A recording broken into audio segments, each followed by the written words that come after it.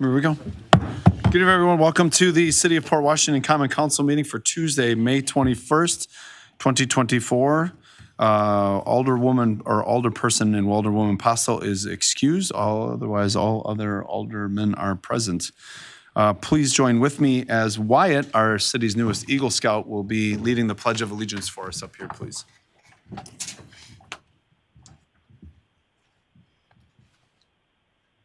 Allegiance to the flag of the United States of America and to the republic for which it stands, one nation, under God, indivisible, with liberty and justice for all. Thank you, Wyatt. All right, I'd be looking for a motion then to approve the consent agenda. So moved. Second. There's a motion and a second. Are there any questions or concerns on the consent agenda? All right, seeing none, all in favor signify by saying aye. Aye. Opposed? All right, we're going to move into mayor's business. It looks busier than it actually is. So, council, I sent you a list of the members for the boards, committees, and commissions.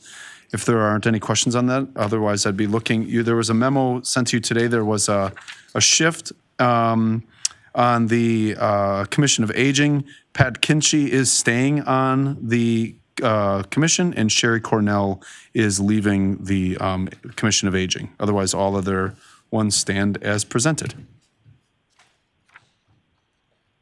I move to approve. Motion to approve. Is there a second? Second. Seconded. Any questions on the appointments? All right. All in favor signify by saying aye. Aye. Opposed? All right, thank you for that. And again, community members, if anyone's interested in sitting on or serving on a commission, please watch my Facebook page as well as the city's, as well as the city website. Anytime we have a posting, we still have an open posting for the Community Development Authority and a posting for Park and Rec. And then I'm waiting on an ordinance shift to fill a potential posting on the Planning Commission. So thank you, Council, for your support on that.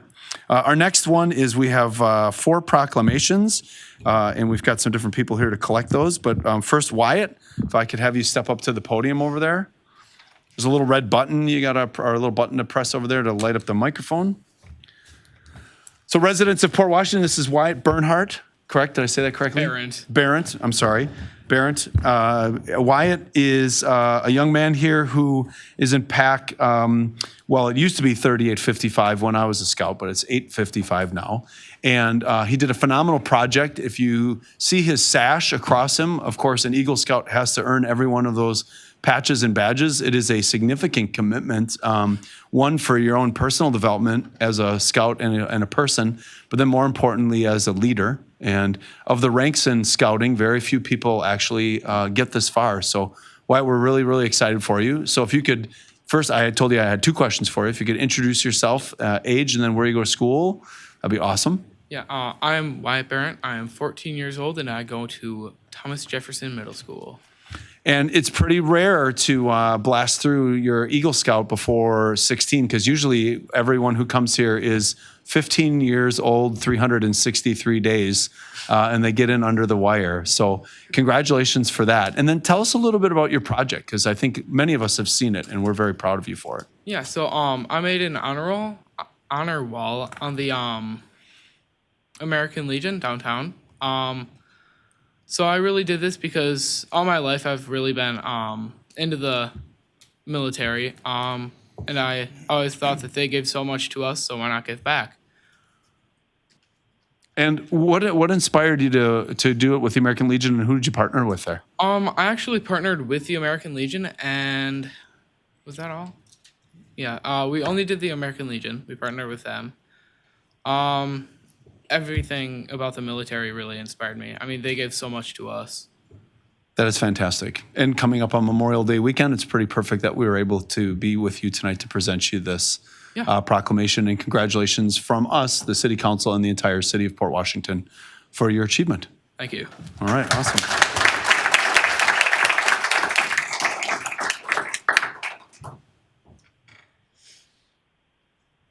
Someday they'll give me like a door. Congratulations.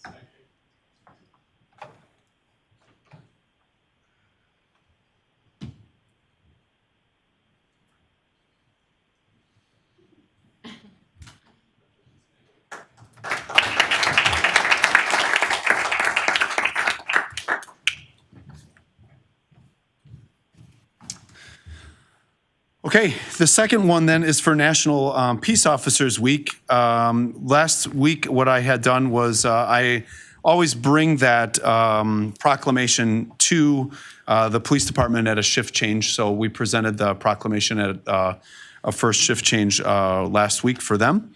The second one is National Public Works Week. Rob, how awesome, right? It's your week, baby.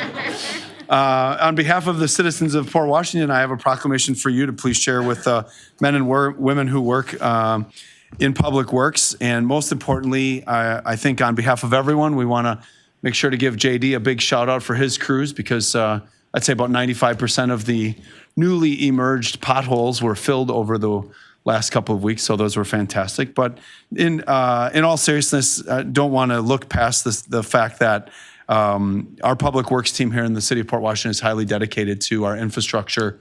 And every time you see the men and women who work for us out in the streets, out in the community, keeping our water clean, discharging clean water, making sure that everything goes really well, we appreciate you and your department. So thank you for that, Rob. We'll get a picture later of you and I. Send to your parents.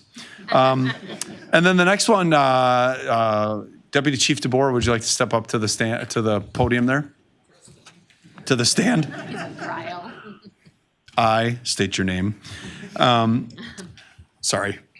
It's also EMS week. We're coming to the close of that week, but we want to thank you and your team for everything that you have done, especially in light of the fact that the city of Port Washington's community overwhelmingly supported the EMS team through the passing of the referendum a few weeks ago, supporting the future in our infrastructure. So Joe and Chief Mitchell, I want to thank you. Deputy Chief DeBoer oversees EMS and EMT for the city of Port Washington. And I had the pleasure of being with them for half a day about a month and a half ago already, and seeing what they do every single day. So Joe, on behalf of the council and the city of Port Washington, we hope you have a good week. I hope this public announcement brings more free food from the community to the firehouse because they deserve it. And we're grateful for all that you do and your dedication to us.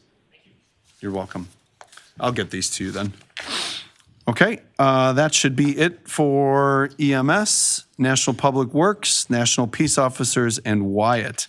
And then under mayor updates, I just wanted to let the community know there was a story that ran last week about a development on the north side. Some people might be here tonight for public comment on that. The city has no information or ability to comment on any of that component.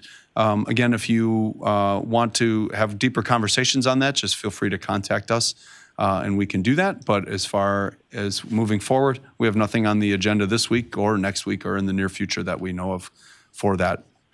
Okay, and then under that, next thing I have is officer and staff reports. And the staff did a phenomenal job again in their monthly reports to us. A couple of highlights I wanted to make sure that we saw.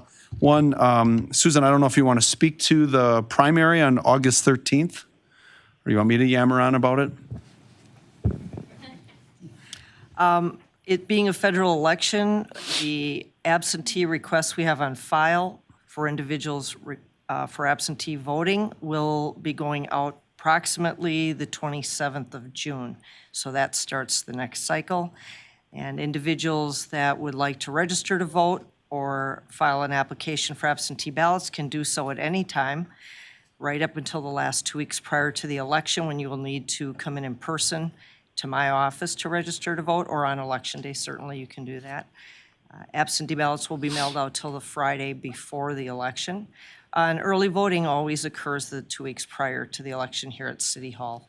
So if anyone has questions, they can reach out to me at any time. We're happy to assist you and walk you through what you need to have to be able to register to vote or obtain an absentee ballot. And Susan, this primary is as a result of the new districts shift in our assembly person, and that primary, correct, in August? Normally, we don't really have a lot of primaries in August. It's a partisan primary, and those individuals go through to the November ballot for that election. So there wasn't much movement in our jurisdiction. So all of our ballots will have all individuals represented on the same ballot. Okay. We don't have to separate ballots for districts Awesome. at that level. And thank you for that. I was also remiss, this weekend on the 27th is the American Legion Memorial Day Parade and Celebration. That's a pretty cool and somber celebration as well, and that will end at Veterans Park. And then the American Legion has a free lunch for people who attend that. So community members are welcome, and hopefully a lot of us can make that. A couple other things from the staff reports. I really wanted to highlight the installation of the new information signs out at Rotary Park around the traditional sturgeon fisherman sculpture there. You can see that the city sign shop had actually redone and reprinted and reinstalled those signs. So community members, if you have not been able to read the history of Port Washington and the fishing industry, it is now very clear and evident.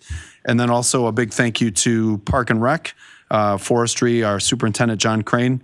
I don't think this is something that should be overlooked. Port Washington is a tree city, and they had planted 190 trees this spring in Port Washington. And then lastly, our pickleball courts and updated Kolbach. So the members of the Park and Rec Board, thank you for supporting that. Kolbach Park is a kind of little quiet community pocket park up there. And having grown up in that neighborhood, to see it being reinvested in is fantastic. And if we could get enough cold winters and we could bring ice skating back up there, that would be phenomenal too. But that's a push. All right. So with that, any council comments on staff reports?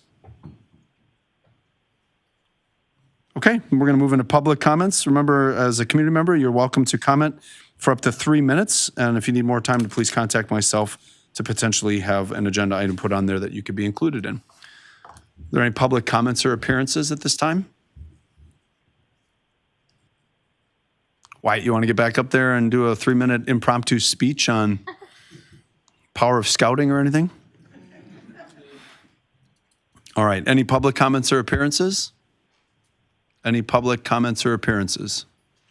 Okay, with that, then we're going to move into our agenda item 7A1, consideration and possible action on approval of establishments, one-day extension of alcohol premise, Port Washington Main Street Festival of the Arts. The issue is should it was reviewed by committee for this one-day event to be held on June 1st, 2024. The city clerk has reviewed and has approved this request as presented for the establishment of the attached requests. Susan. So this is an annual event that Port Main Street holds, and it is held on North Franklin Street and East Main Street.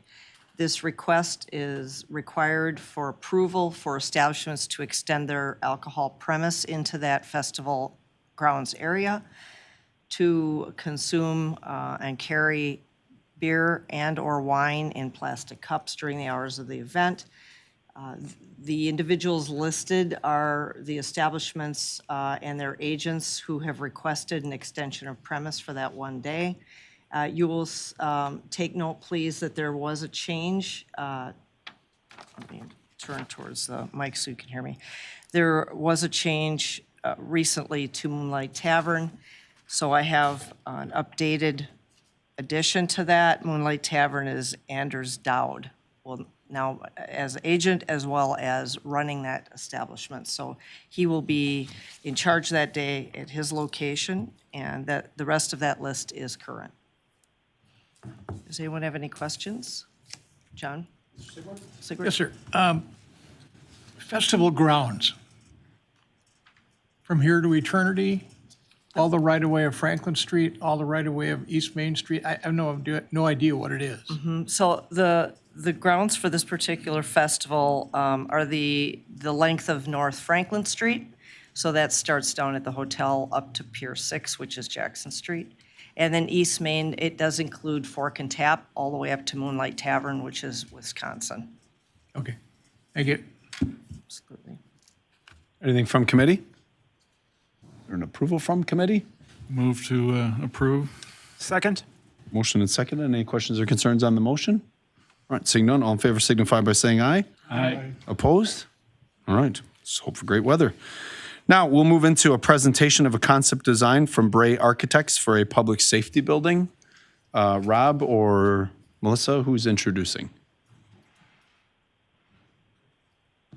All right, well, we have back with us Matt Wolfert and Corey Henschel from, Matt is from Bray Architects and Corey Henschel is from C.D. Smith. and they are going to make a presentation to the council that we've seen before at our committee, but it touches not only on some of the details about the concept plan that they've created for the building, but also goes over the budget in some detail so we can get a look at where those figures have come from. It's the wall plate one? I am.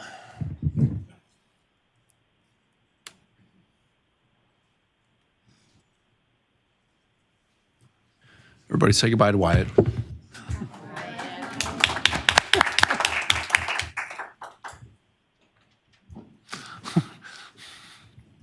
The real test now for you guys is when you walk out if we clap.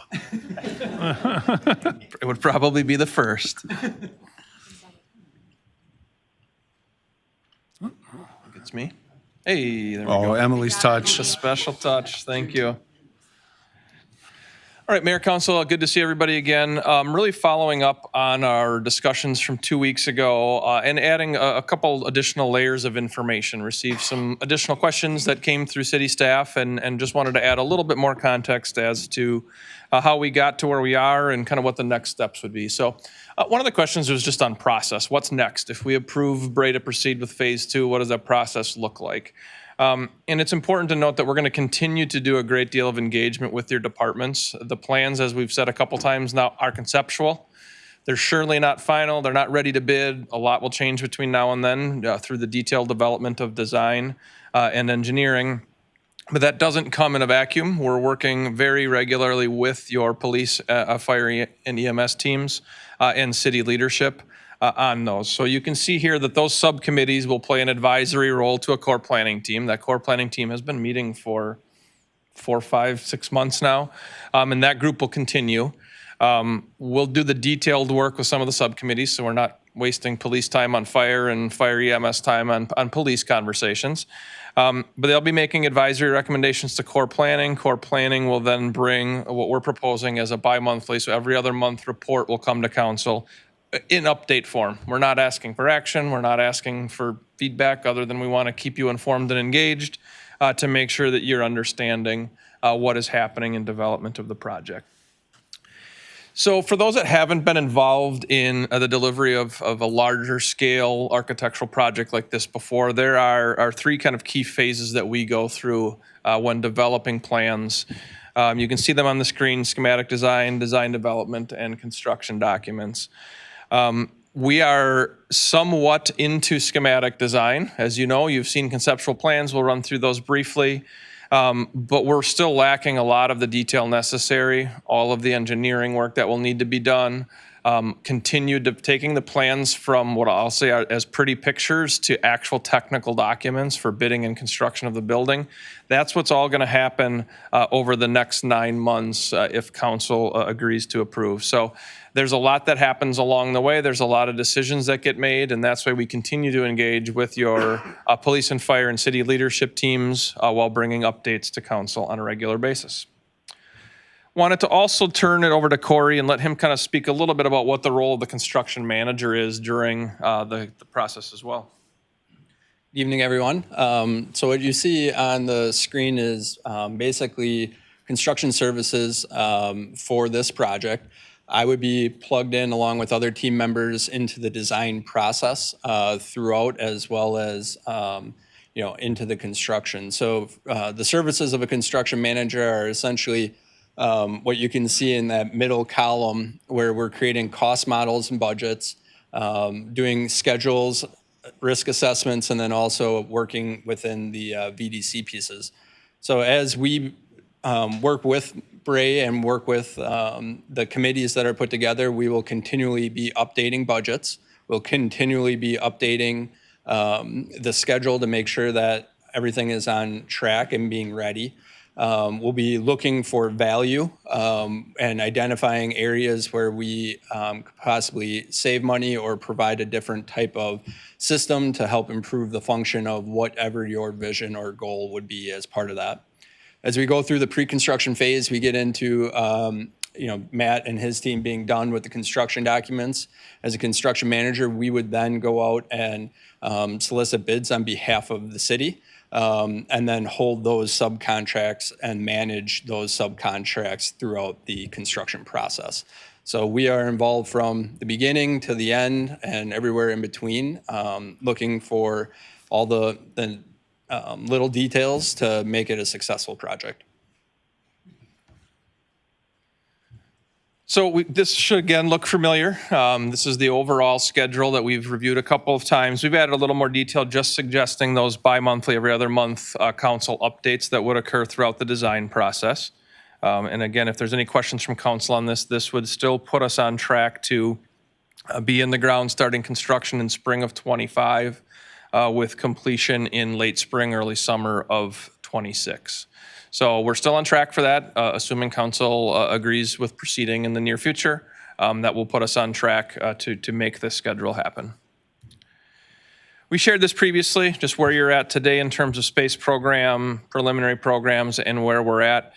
We didn't share this previously. This was something we were using a little bit internally as we were kind of doing just quick checks as to where the square footage was coming in. Just looking back historically, when the original piece of the fire department was built in the late 60s, you had about 8,000 people in the city. When the addition was put on, the fire and the police was built, you had about 9,500 people. You can extrapolate this forward. The 2020 census had you somewhere around 12,000. I think the sign says 12,500 something or another as you come into town now. And then we just did an arbitrary, you had on average grew about 7 to 8% historically over the last 50 years. If we use that same growth percentage looking forward 50 years, if we're within 1,000 people here, I'd be really impressed in 50 years, and nobody will be here to say we were wrong. So I'm not too worried about throwing it out there. Wyatt will be I around. will be around. But in theory, we'd be another 4,000+ people, so 16,000. So that was done internally on our end just to get a gut check if we truly are looking out to a 50-year solution, what does that mean for service population? We also did that a little bit just in terms of architects, we like pictures more than numbers. So kind of just looking at obviously where we are in terms of your aerial today. I thought that the center image was actually interesting if you look at kind of the density. Not surprising probably, but you know, the early 1900s really focused right around downtown and the marina, then grew a little west and a little north. And now in the 2020s and beyond, you really are growing northwest, south, right? You're really seeing that growth grow from the historical center. We did this more just to make sure that the site, when we were looking at site options, really kind of made sense as to where the community was and it is. And it does align. You can see that in the image on the right, just starting to see distance from the proposed station. So this was imagery that we were using internally and with our committees just to gauge what the directions we were taking. We hadn't shared with council and thought they might be helpful for some that were more interested in process as to how we got to where we are today. I think another, excuse me, a really important piece is the site due diligence. I know many on council are familiar with the site. We have now completed the wetland delineation. You can see nothing unusual came out of that effort. It really is the ditches and old drainage ways from the interchange that were there. So nothing unusual there. Those are going to be considered, and if I get these wrong, Chris and Paul, correct me, man-made wetlands through the DNR lens. And so once council says go, we'll immediately start the process of working with the DNR on vacation and elimination of those wetlands because they're not natural, they're man-made. The DOT is another big question. Where are we at with that engagement? So just a quick reminder. We have an access restriction on the south side and east side of the parcel. South side isn't a concern because we're using the existing connection point with the proposed plan. East side is a little more challenging, and after a lot of great work and a lot of phone calls from Rob and others continuing to press DOT, we at least now understand what the process will be that we need to go to get that access easement that we're looking for on the east side to serve our emergency vehicles departing. We haven't begun that process yet. Some of this is a little bit of a cart and a horse. We're waiting for council to say, yes, we want to go ahead before we invest heavily in time and money to make all this happen. And that's one of them. There will be a process by which we have to go through multiple appraisals and a variety of things. But we do have the allowance of an estimate right now of what acquiring that access will be is included in the budget that was shared previously and that Corey will be sharing this evening. Geotechnical work, so soil borings. You may have seen the drill out there drilling holes. We drilled 10 initial holes. Nothing came back unusual in terms of soil bearing capacities or quantity of topsoil or water table.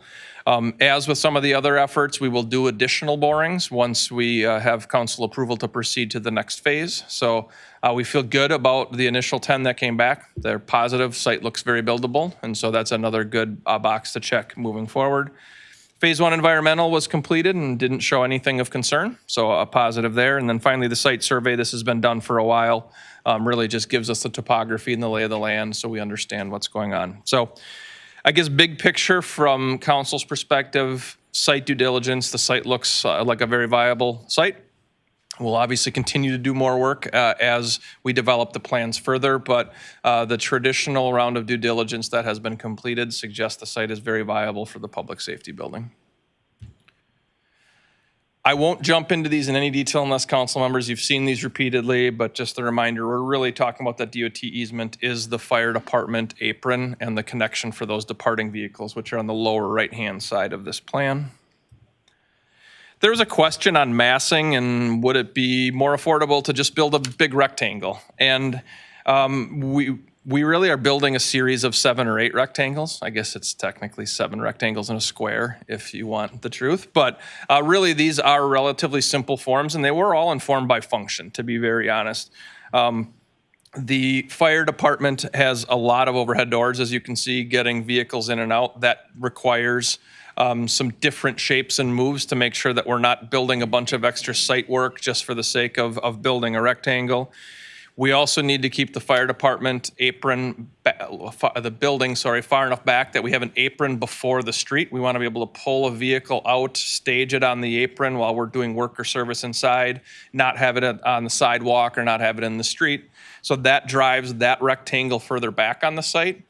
But if we use that as our driving consideration for where everything goes, now we're really taking the majority of the building well off of the street edge itself, which isn't ideal from an experience perspective for those that are passing by.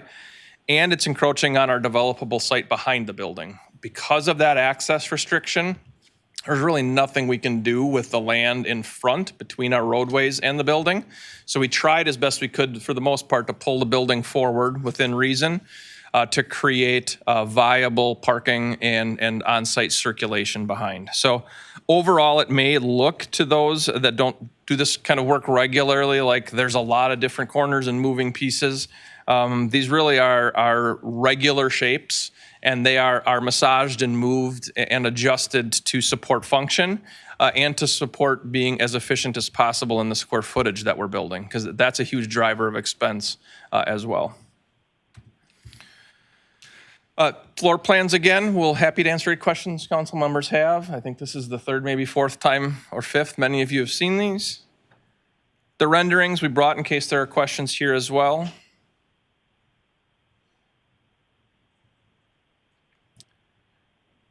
And it is important, as I mentioned at the last meeting, these are far from final. This lettering isn't accurate. If you don't like the landscaping, don't worry. Well, we're going to get there. We're going to get that all figured out as we move through the detailed design.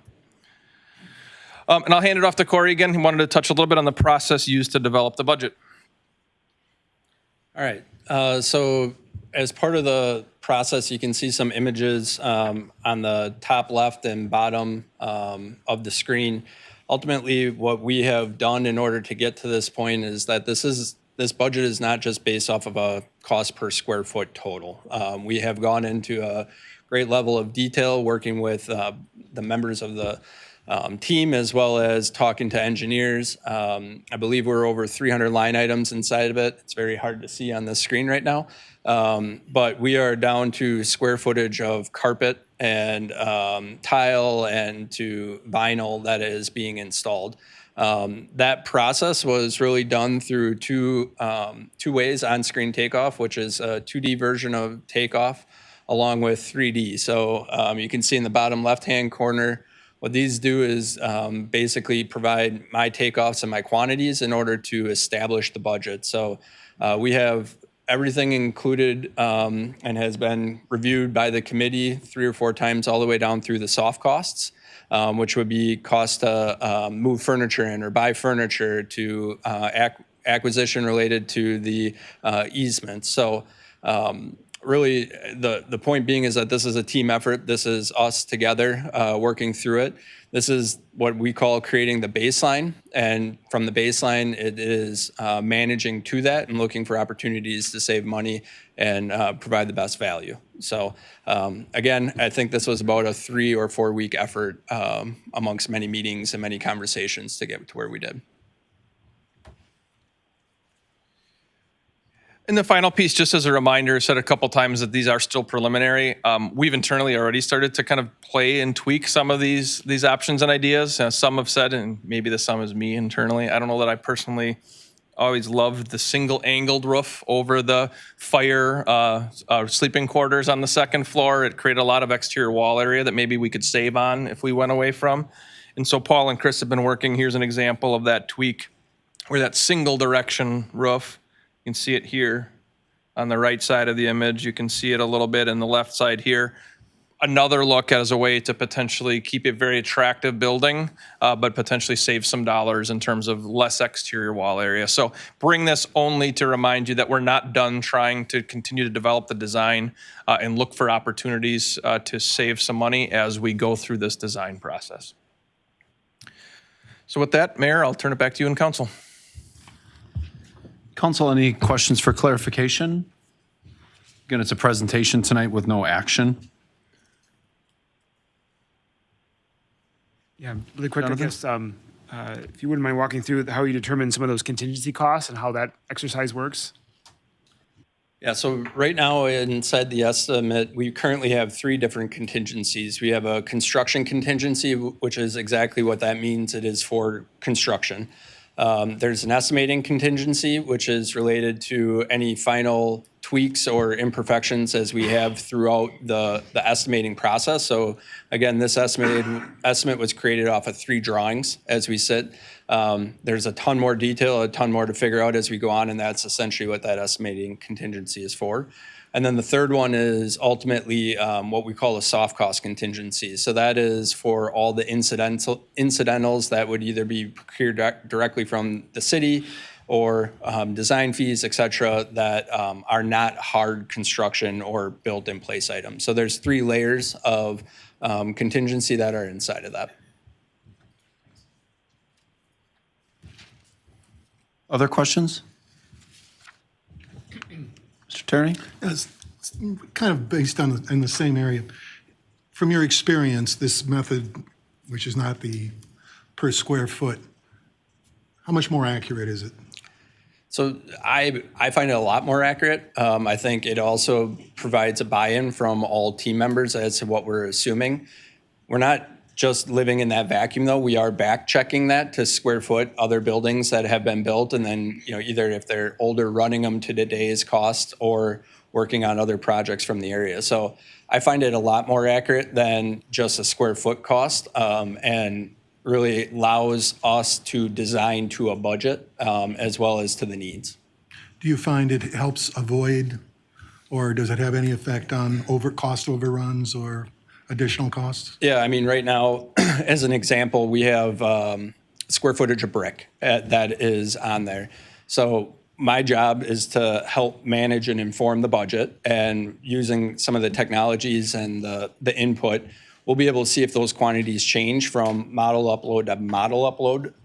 And with that comes conversation. So if something changes up or down, the question's asked of why did it go up or down? And it just prevents surprises down the line. Good question. Any other questions?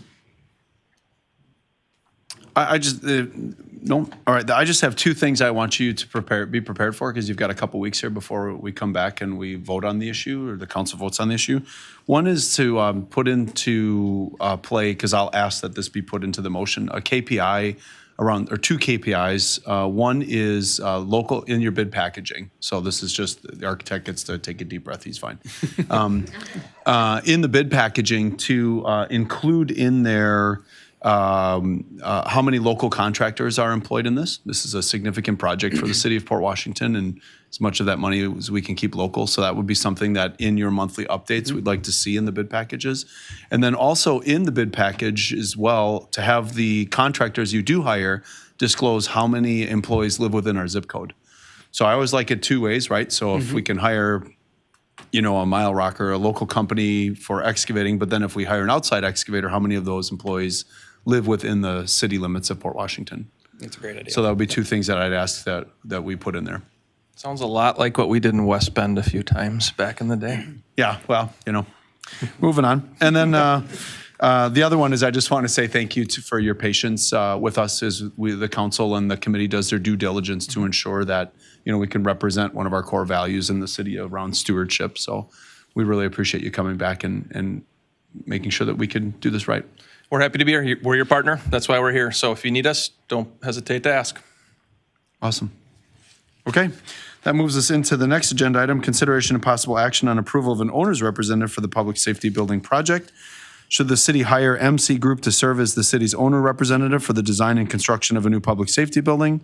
The staff is recommending approval of the MC Group proposal to serve as the city's owner's representative for the design and construction of the new public safety building, conditioned on the agreement to be reviewed and approved by the city attorney. Rob? Okay, so we have with us tonight Rick Miller, who's the principal in charge of MC Group, to represent the owner, the city, on this project.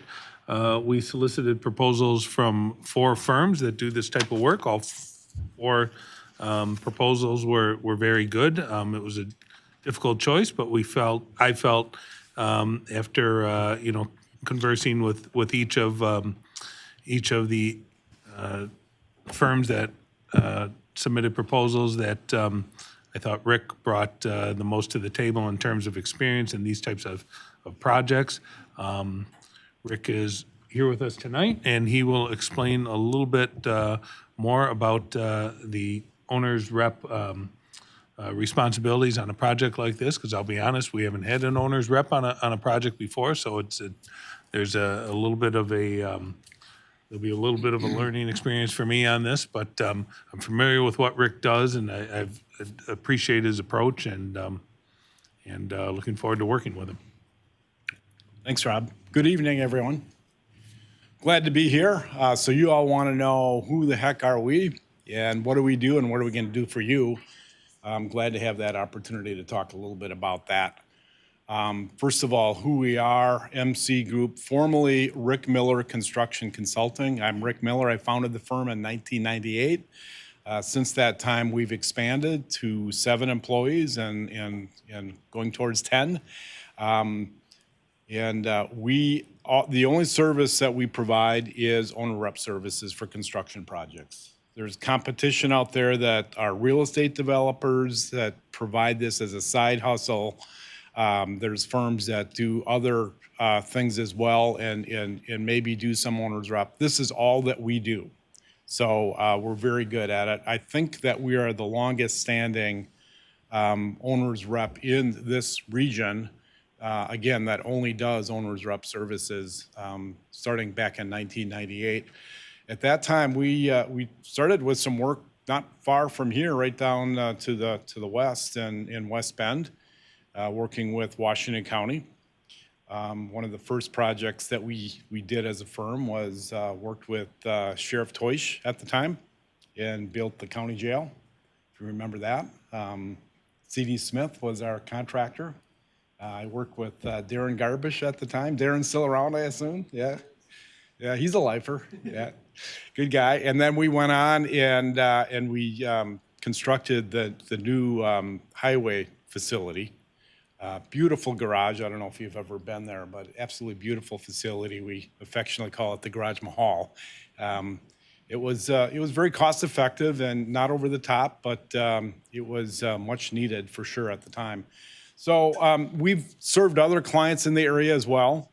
It's interesting because looking back, a lot of our clients never used an owner's rep until they took a leap of faith with us.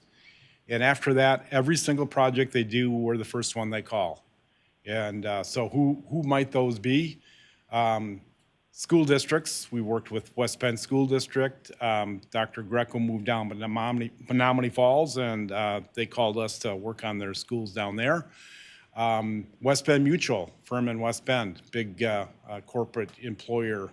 We've been working with them for 20 years now. In fact, are working on a project right now with them. So again, we have 7 employees now and expanding. I will be the principal in charge on this project. I'm very excited about it. This is an area of our Southeast Wisconsin influence that I like to serve. And I really like the idea of the project with the community supporting public safety. And I think that is very encouraging to see communities acting in that way. And I want to be part of delivering a terrific project to you and your community to bring that a little further to fruition. As far as what we do, if you think of a project that has the weight of the budget, the goals, the schedule, all of the risks, put all of that weight on a 3-legged stool. There's 3 legs. One is our designer, one is our constructor, the other is the owner. I make the owner's leg stronger. I'll work with Rob and with all of you to make your leg stronger. I'm an extension of your staff. I have no conflict of interest.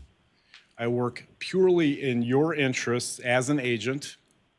And it's really an extension of your staff. If you had someone, and some owners do have complete facility staff where they don't need an owner's rep because they have a full-time staff that can do that. But even then, some like Frederick Hospital is a prolific builder, continually building. They have a robust department and they still hire us because they just have more projects than they can manage. And we bring new ideas to their department. We actually train their department. So we are leaders in the industry. So what does that mean to you? That's the important part. How are we going to bring value to you? We are going to represent you during the pre-construction. You pick terrific partners. We worked with Matt and Bray very successfully. Couldn't think of a better firm to do this project from the design side. We've worked with C.D. Smith on many projects successfully. In fact, right now we're working shoulder to shoulder down at the MRMC campus. 2 very complex projects that are shoulder to shoulder on a very tight site, and everything's going really well. So I know the players, I know the team. Nevertheless, you need to be represented. There's going to be a lot of decisions that are going to come your way. And I can help you understand the question so that you can be in a better position to give the answer. So during the design process, we don't interfere with the architect, but we do observe and oversee and offer insight. Some anecdotal examples, I just left a meeting today where we're designing a facility, and it's a warehouse with loading docks, and they have overflow drains. Overflow drains are roof drains. If it rains too much, there has to be, for safety, so the roof doesn't collapse, overflow drains. One of them was placed in the wall through a scupper right over one of the trucks. And I said, in a storm, that's not going to play well. So we moved it. We can move it on the computer with a few clicks of the mouse a lot easier than we can in the field with core drills and pipe. So, you know, there are some design issues that I can help support, and I've been doing this for 44 years. Believe it or not, I can't believe it, but it's true. But I can bring some, you know, I've been to the rodeo, as they say, probably an overused term, but lessons learned from past projects, you bring them forward and leverage that going forward. There's going to come a time fairly quickly as the design evolves that we'll want to advance the pricing with the design. There's 2 ways to do a project in my mind in terms of design and price. One is to price to a design. Do the design first and then price it. That's the old method. Used to do that and have a bid day and find out we're way over budget. That's not the way to do it. The right way to do it is to price to a design. Now, you've established a budget, or you're going to. Maybe you're still in deliberations on that. But once you establish that, that's it. And we have to work within that and design the facility within that budget. And of course, our goal is to bring it in under budget, which we often do, very often. Corey, you mentioned contingencies, and while, for example, the construction contingency will reside in their contract, it's not their money. That's your community's money.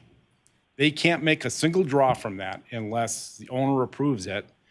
And that will be me front line, and maybe you deputize me to authorize expenditures from the draw from contingency. It's really budget transfers, not change orders, up to a certain amount. And after that, maybe there's another level of authority. We can work that out. But the point being, none of that can be spent without owner's written approval. And that's very important.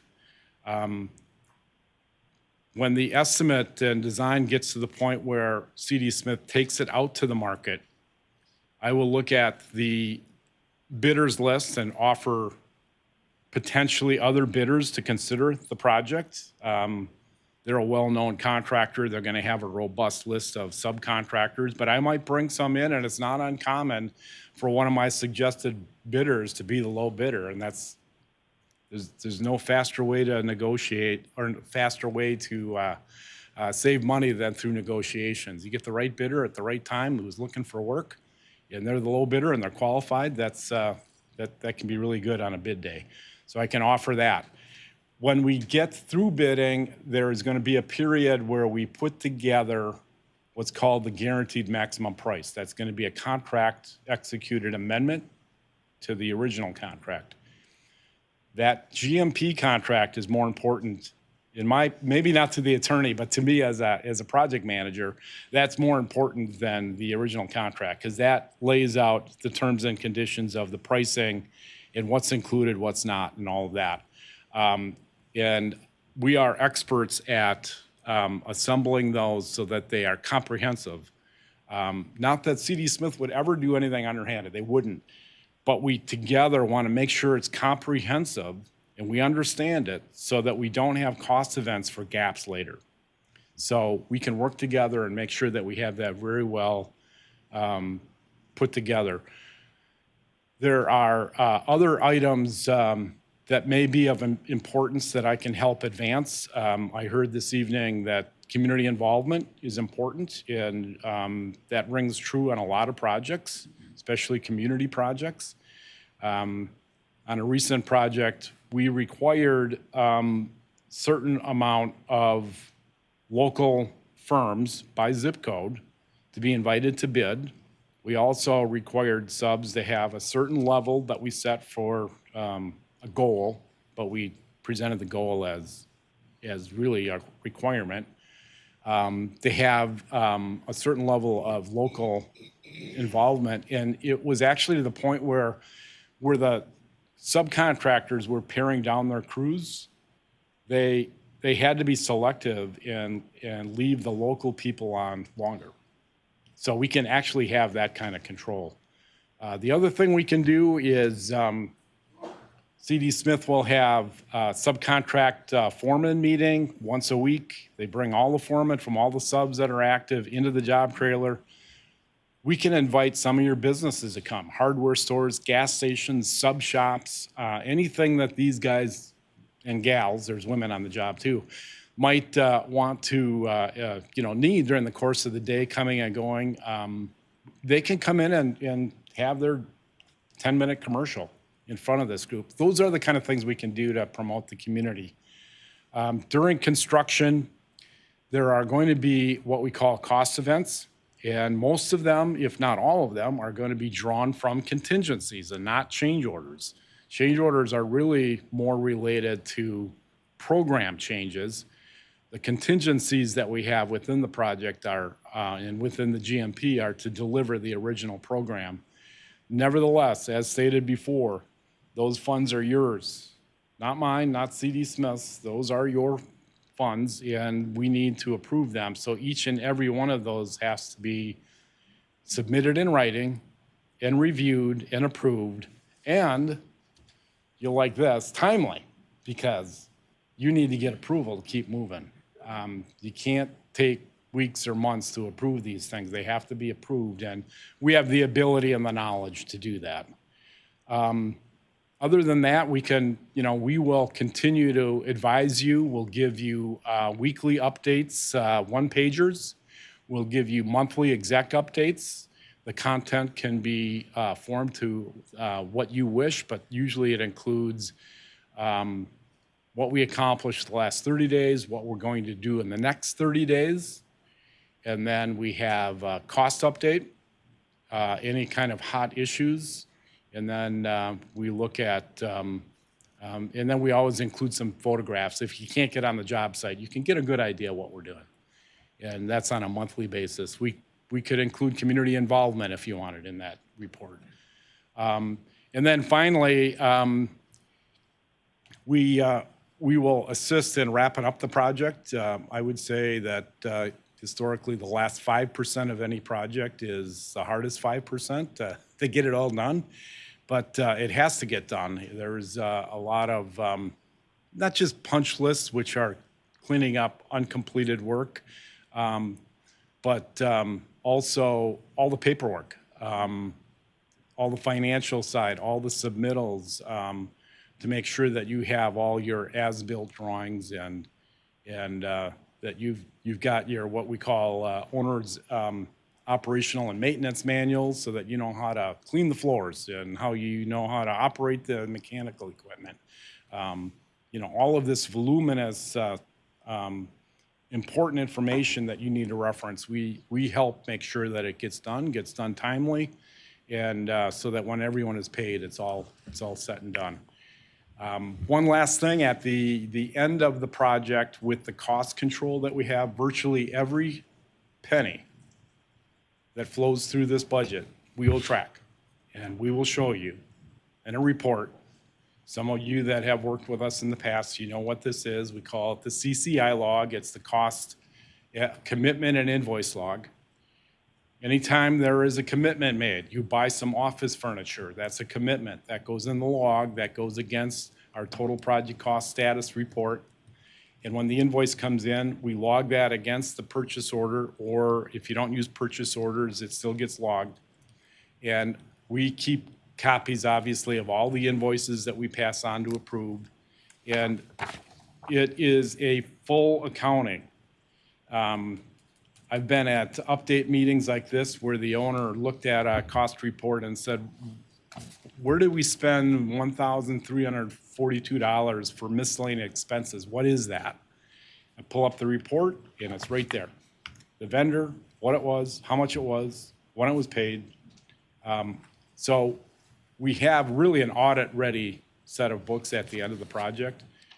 That gives us confidence, by the way, that if we are running under budget, which we do often, and you have the desire to fund scope that maybe you didn't originally include because you didn't think you could afford it, we can tell you real time if it's wise to do that or not. We track the contingency levels, and we have a health meter on the project, we call it, financial health meter. If the draw that you want to make brings us below that healthy, call it blood pressure, we would offer caution. But if that draw keeps us above a good, healthy financial blood pressure, we would say, we have confidence that you can do that. That's an important tool, and I don't think anybody else does it as good as us. I'm bragging a little bit. I'm really proud of my employees because they do a great job. So hopefully that gives you a little taste. I could go on, but I tried to fly over. There's a lot of territory to cover, but I can promise you this: I will represent you and your community. You've made my job a little easier with picking great partners here. Seriously, they're the best of the best, and I think together we can really deliver something that's really special here. One other thing I should mention is our fees are based on an hourly rate not to exceed, so you get the benefit of a cap. But if we come in under, if we spend less time, we only bill for the time that we incur. So there could be savings there. And you might ask, are you being a sales guy now and telling us there's going to be savings? Is that BS or not? I'd say that more than half the time we give money back. We come under our budget. I can't promise it because we don't know what we're up against. If we run into some issues that need our attention, you want us to spend time and resolve it. But more times than not, we underrun our budget. And those are savings that go back to you, which delights us because it just builds trust. Thank you for that, Rick. Inside the packet, there was a pretty comprehensive description of the services that are offered. Does anyone have any questions on any of those pieces for Mr. Miller or Rob? Mr. Sigwart? I've never worked with this type of project, on probably 100 projects in my career. But I have to say, this is the best proposal I've ever read for any service.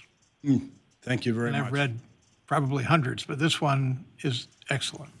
Thank you. Thank you very much. Rick, you need to recognize that's an insanely high compliment. I mean that. That's really high. Other questions? Otherwise, is it Mr. Yeah. Yeah, I guess knowing that there's a lot of things that still need to be done before moving forward with Bray and CD Smith, land acquisition, all those types of things, Rick, what does that look like in terms of next steps for your firm, particularly land acquisition, easement, obtainment, things like that? Like, we approve this tonight, tomorrow is? Yeah, it's the analogy we use is sometimes you get some new technology. Let's say from Amazon, you order one of those robot vacuums, and you don't want to read the 500-page. They have a cardboard fold-out that's kind of a startup. Start here, and it's just 1, 2, 3, 4, 5, and then you can start it and watch it go. So our startup plan. First of all, we need to have a kickoff meeting and catch up with the information. We're 2 laps behind, so we got to catch up. That's step 1. Step 2 is we've got to take over the total project budget. You handle construction, we'll handle the total budget. We'll take your stuff and put it into ours, set up our cost tracking, make sure that you're familiar with it. We'll meet with the appropriate people, Rob and others, to go through what we call our budget allocator. We want to understand what's included in this budget, what's not. And you might think, well, what does that mean? Everything's included. Well, I've actually had owners have grand opening parties. Is that a project budget or not? That's kind of an extreme one. Staff training, maybe you want some of that in the budget. Then we have to budget for it. And then just work towards developing an overall timeline once you've made your binding decisions and give us the measurables that we're expected and required to stay within. And then it's a matter of locking arms and getting after it. Awesome. One more, Mr. Mayor, I guess.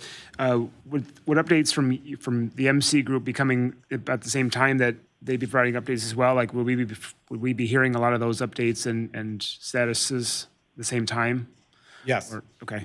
Yes. We are big believers in collaboration. We don't want to take credit away from our partners here.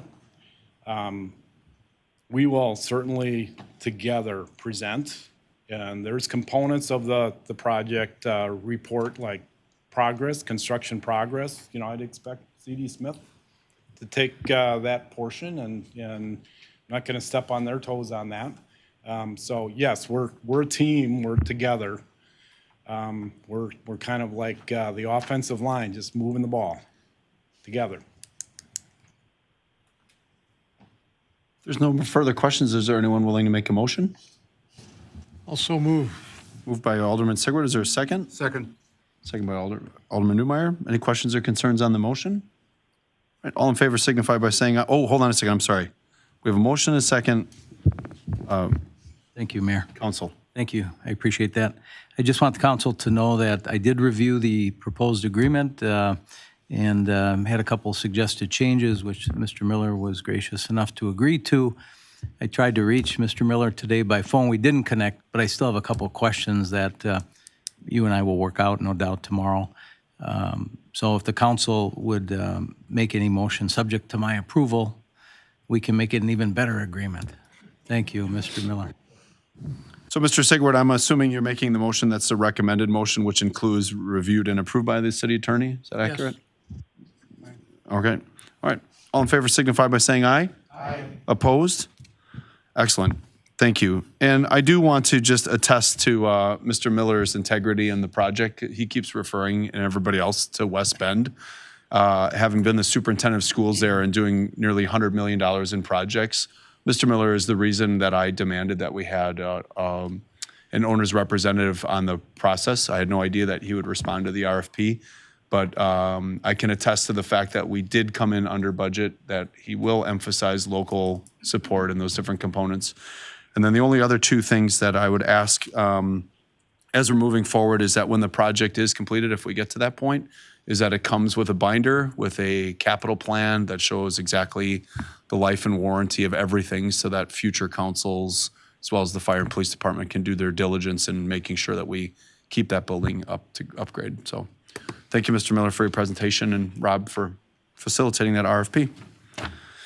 Okay, that brings us into ordinance 2024-3, amending portions of chapters 836 and 484 of the city code relating to the appointments and commencement of terms of office members of certain city boards, commissions, and committees, and amending membership of the planning commission. This is the second reading.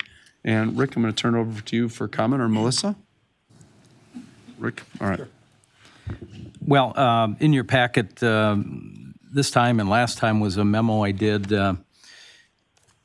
which just summarized that I drafted this ordinance at the mayor's request.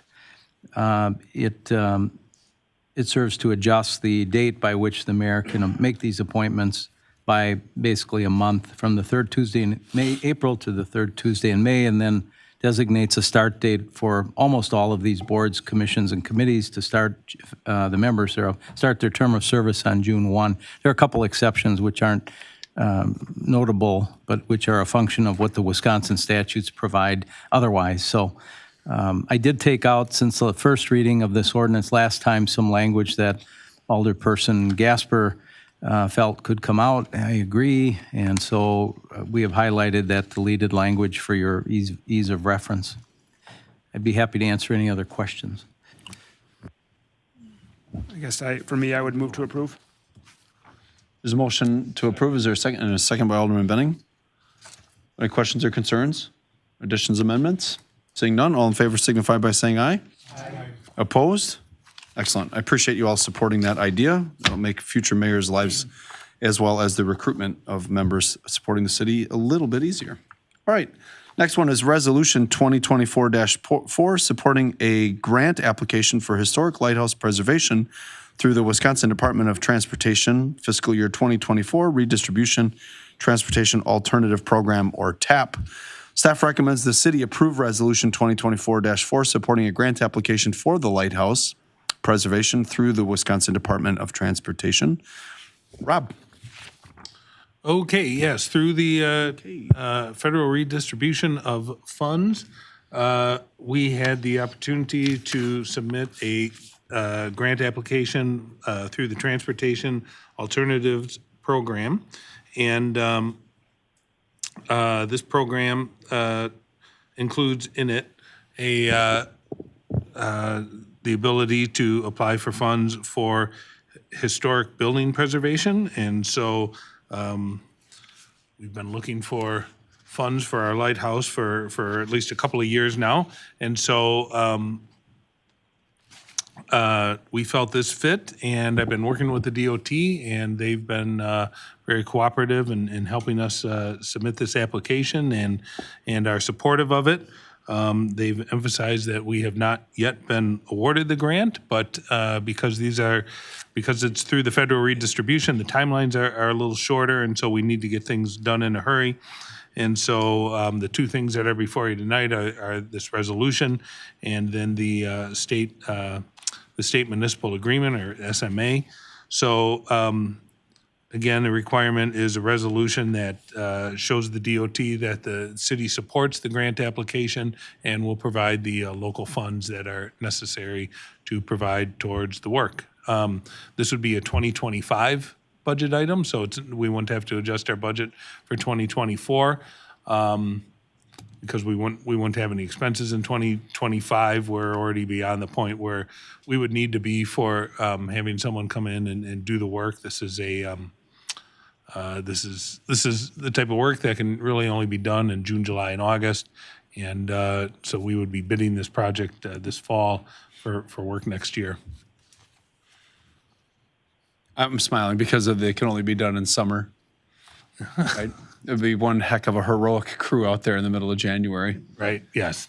Yeah, we, even last time we were out there, the contractor tried to stretch it into September, and there was just too many days where it didn't work, so. Awesome. So any questions or concerns on that? Mr. Sigwart? My questions I posed to you today, Rob, there was some private funding accrued. Has that been spent, or is that still on hold for Friends of Park and Rec? I don't have a lot of knowledge of it other than that it's my understanding that went to the Friends of Park and Rec.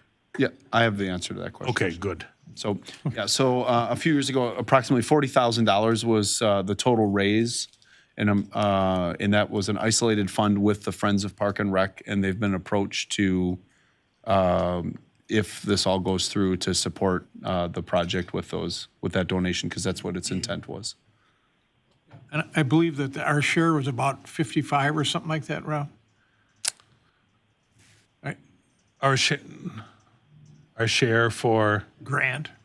it is, well, the way it is set up, it's an 80-20 split, and so that winds up being close to $600,000 for the city based on the estimate with all the contingencies. So we have a very good estimate from a contractor who does this work. They were hired to provide the estimate, but I guess I'm always hopeful that that's the worst case scenario. All right, thank you. Yeah. That dollar amount is the liability, which explains why the federal government was willing to give it to us for 50 years of maintenance, so. Mr. Gasper? Just one thing, and I'm sure Rob knows this, but for the council, something I've been working on the project with TAP funds at work. And one thing that DOT has made abundantly clear on that is that when you are allocated money through the TAP funds and you have a certain date on it that it has to be used by, don't expect this project to be able to be pushed off beyond that, because they fully expect that if you miss the deadlines, Congress will do a rescission and take the money back. So if this is programmed for next year, we can't push it off till 2026 because there's a good chance the money goes away. Thank you for that insight. Mr. Benning? Yeah, I guess I'm excited because it's not 2.8 million, it's only 600,000, and we get it fixed right type of thing. Rob, you want to comment on our discussion about the sign-offs from the various federal and state agencies that control some of this? Okay, yeah, and I did talk to I wanted to cover that very question today, so I did speak to our architect, and we have all agencies, State Historical Society, the Army Corps of Engineers, they are all aware of this project and have signed off on it, and it's ready to go. Yeah.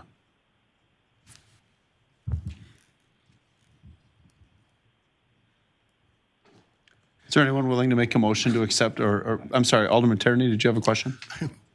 My only question, Rob, is when would we find, and maybe it was in here and I missed it, when would we find out if we get the grant or not? They've indicated it could be any day now, so I would expect it will be at the latest the end of June. Yeah. Okay, Mr. Sigwart? And when does the money have to be spent, Rob? There's always a limit on how long you can not spend it. I'm sorry, I don't have the answer to that. But we've been, in working with the DOT, we've been talking about building it this year, or I'm sorry, next year. But I don't know. This is, If it didn't fit in the 2025 budget, could it go to 2026 is my question. I guess I don't have a firm, I don't have a firm answer on that. You can check. Mr. Benning? I'll move that we approve 2024-04, I think that was the number. 3. 3. Moved. Is there a second? I'll second it. Second by Mr. Gasper. Any questions or concerns on that motion? All right, seeing none, all in favor signify by saying aye. Aye. Opposed? Oh, we are 2 things away from confetti cannons. Resolution 2024-4, supporting a grant application for historic lighthouse preservation through the Department of Transportation fiscal year 2024 redistribution transportation TAP program. Rob, I'm just going to turn it over to you to tell us the difference between 2024-3 and 2024-4. Okay. Wait, now I'm confused. What am I doing? We have 3 agenda items. We just passed the ordinance. I'm sorry. Yes. The SMA. Yeah, okay. Yes, all I'm right. sorry. Okay. Consideration and possible action on a state municipal agreement for an infrastructure transportation alternative program, TAP Historic Lighthouse Preservation. Right, okay, so this is the second component to that. This is SMA, which I find to be the fact that they're asking us to execute it at this point prior to a grant award, I think is encouraging, even though they've stressed that we have not been awarded the funds. But they did encourage us to get this executed prior to the notification of awards. This essentially lays out the 80-20 split on the project, which is on page 2 of the SMA. And it's total estimated cost of $2.8 million, federal funds of $2.2 million, and then local funds of just under $600,000. So I would recommend approval. Any questions or concerns on that? Mr. I Gasper? got one question, kind of related to the other one too. So this, the SMA and the grant would pay for just the construction cost.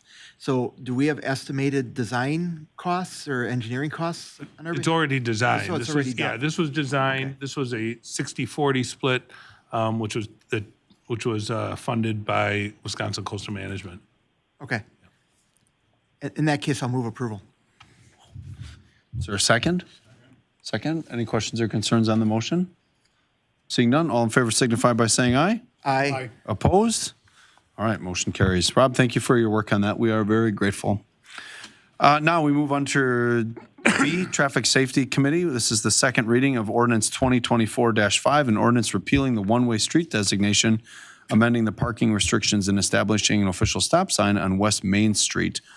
Again, this is the second reading. The staff recommends adopting the ordinance to return the 100 West Main Street block to two-way traffic, add a stop sign at West Main Street and Milwaukee Street, and remove the angle parking on the north side of the 100 block of West Main Street.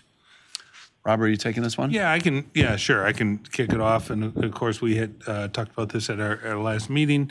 Main Street was historically two ways until it was changed to a one-way, I'm going to say close to 10 years ago. We've did a traffic study on it, or a parking study really, and we found that even with the loss of 5 to 7 spots, we didn't find a single day where there wasn't where it was parked full, so there was always more than 7 spots open, even during their county board meetings. And this was during the height of summer, so we feel very confident that that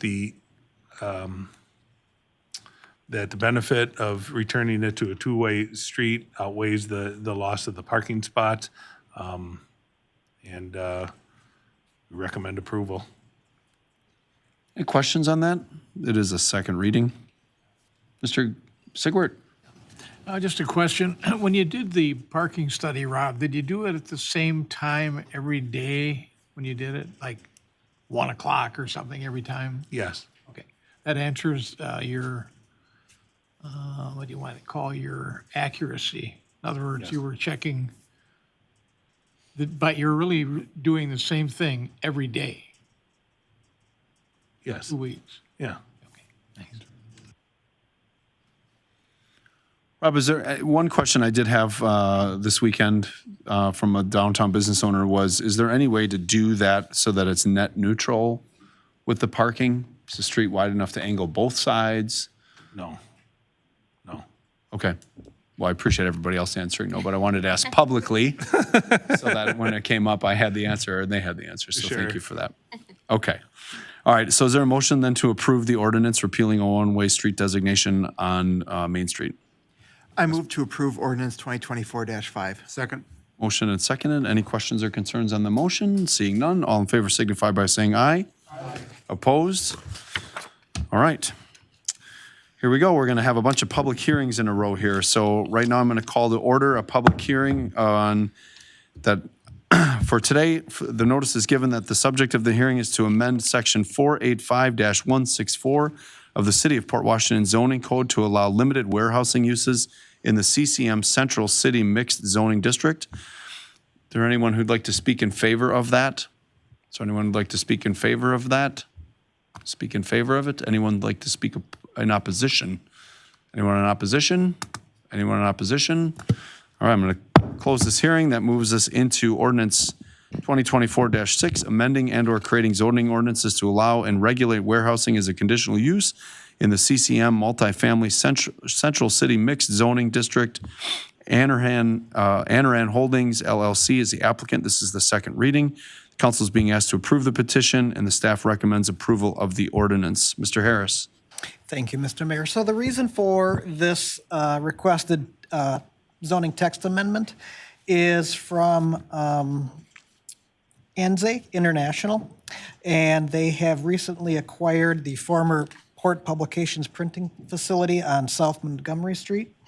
That was long used by Port Publications, Ozaki Presses, for their printing, warehousing, distribution facility. And so they acquired it for storage of their imported, primarily beer, wines, and some type of foodstuffs from Luxembourg as part of their import business. The issue is warehousing is not a listed use in CCM. Printing, the printing facility is, this is not. And so it is adjacent to industrial zoning just to the south. This was formerly zoned industrial. It was zoned CCM. And rather than take a look at rezoning it to industrial to require permitted as of right use such as warehousing, that would probably, the first thought was we were taking a more intense zoning district and introducing that next to what is largely a residential district. So we're following the same steps that the city took when they made the printing facility as part of CCM. So we're amending that text to limited warehouse. And I say limited warehouse because, again, as the CCM is primarily residential, we're taking a little slice of warehousing and making it as with a type of warehousing that's confined to, the wine, cider, malt beverages, prepackaged foods, and limiting the size of the building that could be used to prevent some type of oversized traditional warehousing in the CCM district. I want to note that I have not received any comment on this matter for this, and I also want to add that should this zoning text amendment be approved, the applicant would need to come back with a specific conditional use request for that specific site and those specific operations. The applicant is here if you have any questions, if you have any comments. Any questions on this? It's a second reading. Is anyone willing to make a motion then? So moved. Move to approve. Is there a second? Second. Seconded by Alderman Benning. Any questions or concerns on that motion? All right, seeing none, all in favor signify by saying aye. Aye. Opposed? All right, motion passes. We are going to have another public hearing. Notice is given that the subject of the hearing is to consider a conditional use request to allow a private ambulance service to operate at the Harbor Campus Senior Living Facility located at 425 West Walter Street. Interested persons have reviewed this. And at this time, I'm going to call this hearing to order. Are there any speakers in favor? Any speakers in favor? Any speakers in favor? Are there any speakers against? Are there any speakers against? You can step to the podium there, state your name and address, please.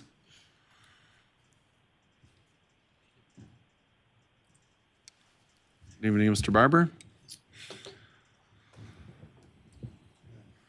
Yeah, my name is Steve Barber. I'm at 502 West Walter Street, which is kitty-cornered from the Harbor Club and where this facility or what the conditional use would be. I guess my only question is that it would be something that would be utilized and create sirens and so on at all different times of the day and at night possibly, because you know, whenever these things happen, you're there. And to me, it would be very disruptive. And I just don't know if that would be help me in terms of selling my home down the road if that scenario continued. Mr. Harris, do you want to comment on the discussions we had with the provider around the noise, the sirens, et cetera, and the intended use of the ambulance at the site, please? I can. The applicants are here if they want to get into more specific replies. Just going off of the narrative as part of the application, I know it is largely a non-emergent ambulance service use. According to their narrative or their text to us is 9 times out of 10, it will be primarily transportation, i.e. no sirens. But there is that chance where if there is a life-threatening issue, there may be a siren needed if they are the closest transportation to and from the hospital. But, and we'll probably cover this when we get to the actual conditional use.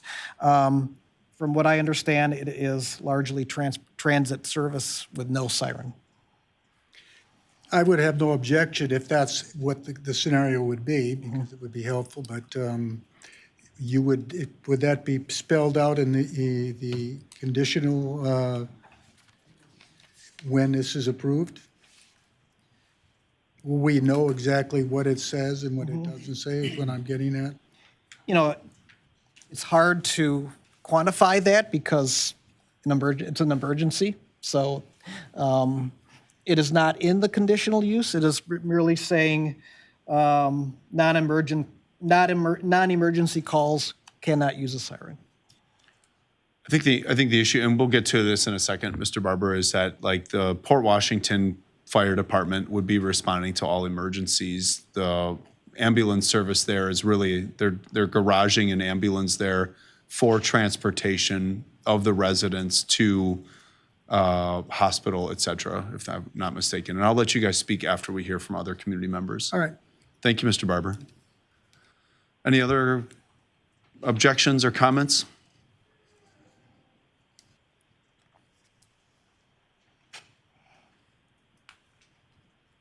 Hi, my name is Karen Stiles, 302 West Walters, and I certainly would not want any of the members within that facility not to get the care that they need.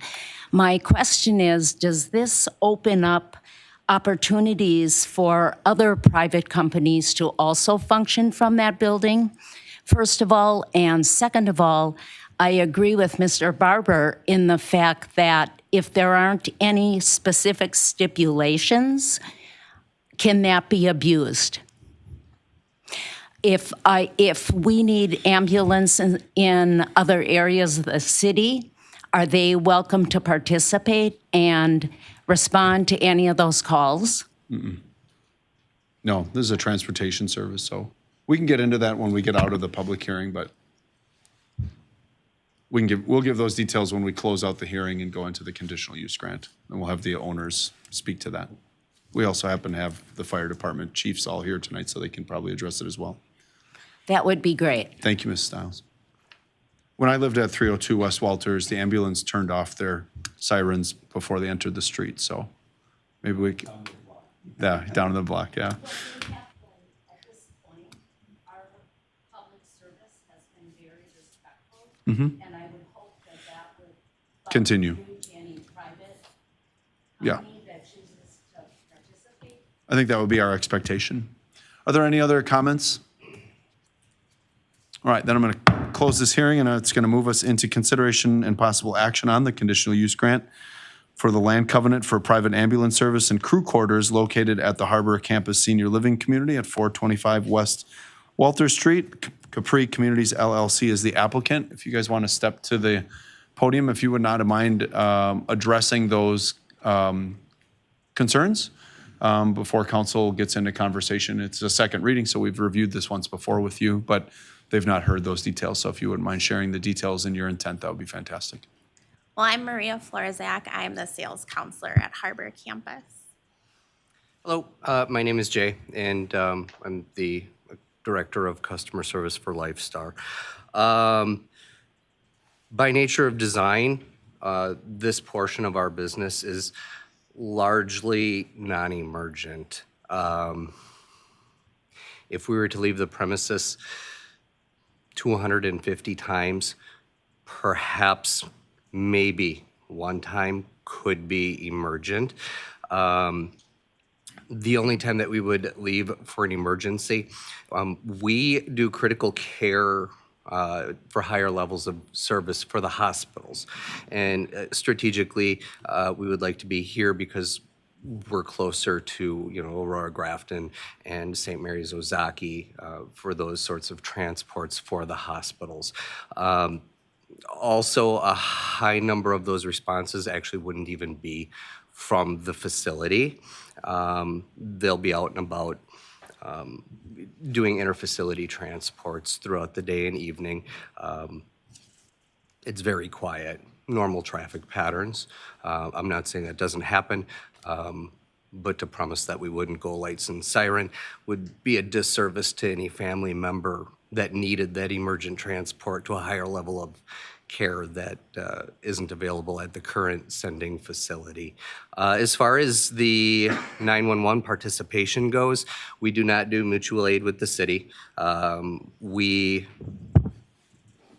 aren't interested in any portion of that at this juncture at all.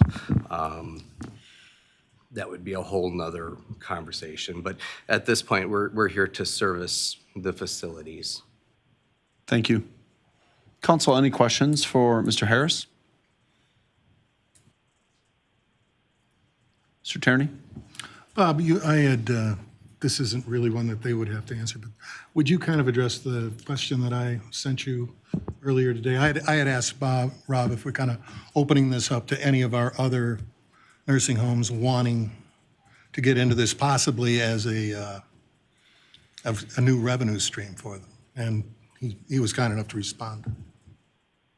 Yeah, so the question was, with the zoning that was approved to allow private ambulance services in these zoning districts, does that open it up to having an expansion of these services throughout the city? The zoning text change allowed it for approved senior care facilities or senior nursing homes. There's a limited number of them in the city. So to answer your question, they could. Whether they can accommodate an ambulance bay such as this, I think that's limited. And then the others are more or less, in business zoning districts or adjacent to. But again, if so, it would just be a specific conditional use for each one. But again, there's only so many that can accommodate it, given the wording of the zoning use.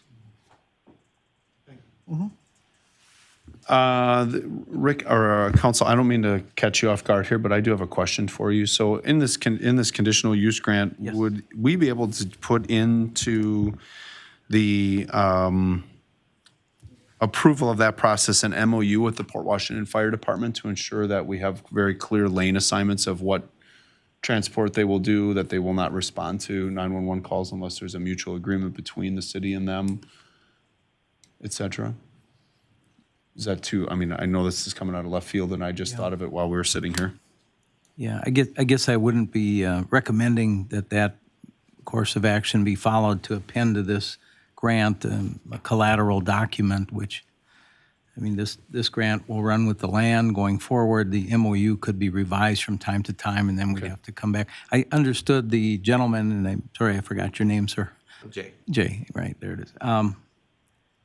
These are largely, are these pre-scheduled transports to doctor visits and hospitals for? Yes, a large portion of them are.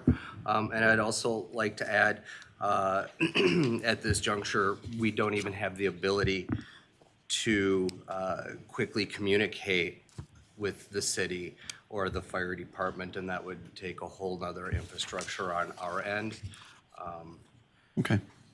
That satisfies my inquiry. Yeah, we hope to maintain a peaceful existence with the fire department. Our guys would win. The conditional use grant itself, and I'm sure, Jay, you've seen this, as section 6F says, use of ambulance sirens shall be prohibited for non-emergency calls. So, and I know there's I think I know there's protocol as to when lights and sirens can be used to transport. Isn't that correct? 100%. It's not just, you know, use your best judgment that day. It's standards apply. This is correct. We do a form of EMD dispatch of our own and triaged appropriately. Okay. But it's a very, very rare occurrence that we would have to come through with lights and sirens. And again, not for a local emergency. Thank you for that. Any other questions or concerns? Otherwise, I'd be looking for a motion. I'll move to approve. There's a motion. Is there a second? Seconded? Mr. Newmeyer, did you have a question? Or you're going to second? All right. All right. All in favor signify by saying aye. Aye. Opposed? All right. Motion passes. All right. And thank you for coming. I'm going to open the public hearing, then if you guys would like this conditional use grant so you can see what it details, so you have the real knowledge of that, you can grab that. Sorry. Otherwise, I have to leap over the top here. Thank you, Mrs. Stiles. I've done it once. All right. So I'm going to open up the next public hearing to consider a possible conditional use grant request for the outdoor eating and dining on the south site of Inventors Brew Pub located at 305 East Washington. This is subject to consider a conditional use grant, granting request for outdoor eating and drinking on the south side of Inventors Pub, located at 305 East Washington. This hearing is now open. Is there anyone who'd like to speak in favor? Is there anyone who'd like to speak in favor? Is there anyone who'd like to speak in favor? Is there anyone who'd like to speak against? Is there anyone who'd like to speak against? Ms. Ross? My name is Kathy Schultz, and I'm at 308 East Washington, a condo directly across the street. First of all, let me say, I'm neither for nor against. I'm here because I have some questions that I'd like clarification. The seating area, as proposed, is very narrow right alongside the public walkway. And because of the location, I'm wondering, are they going to be allowing glass containers? And let's see, what else? What is to prevent people from getting up from the designated seating area and just wandering into the walkway or going up to the railing and, you know, with their drinks and so on?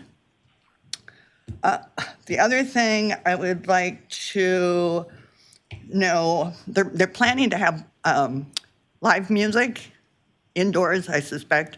And I'm wondering if they have plans for maybe outdoor speakers or something that's going to bring the music to the customers outside. Thank you for that. Okay. We'll be able to address it once the hearing is closed. Any other opposition or comments? Oh, you moved your hand there. You got me excited. I thought you were going to. All right.